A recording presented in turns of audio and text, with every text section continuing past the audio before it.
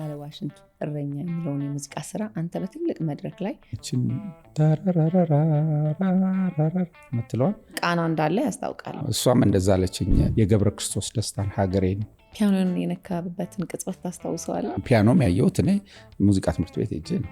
ጠዋት ማታ ክራር መከርከር ሆነ። ኧረ ይሄ ልጆቻችንን አበላሸው ሁሉ ባል ነበር። እኔ ደግሞ በተፈጥሮ ተራራ ስለምወድ እያየው ነው የሚሰማው ማለት ነው። ዶላር እየተላከልኝ ነበር የምማረው። ሙዚቃ የጋራ ነገር ነው። ያለም ቋንቋ ነው። ውስጥሽ እንደማይቻል ካመንሽ ነው የማይቻለው። አቀራረብክ ማለት ነው።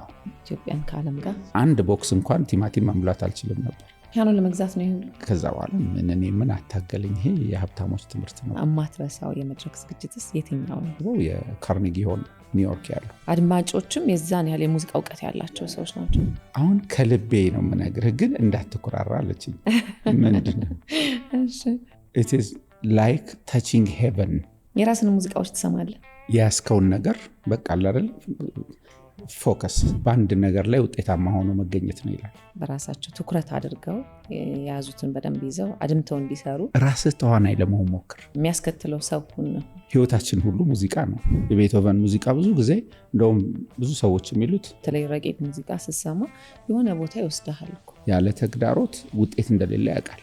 በሙዚቃ ማስተማር ሂደት ውስጥ እያለሁ ነው ባለቤቴን የተዋወቅኳት። አንተን ካገኘች በኋላ ተወቹ እንደ አባት አስተማሪ መሆን ከባድ ነው።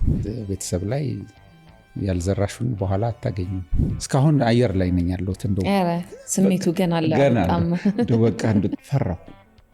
በቃ ለመጀመሪያ ጊዜ መድረክ ፈራሁ። በቃ ያው መቼም ላንቺ አልነግርሽም ቴዲ፣ አሁን ከሀገርኛ ሙዚቃ ተነስቶ ነው አሁን የዓለም ንብረት እየሆነ ነው እሱ ራሱ።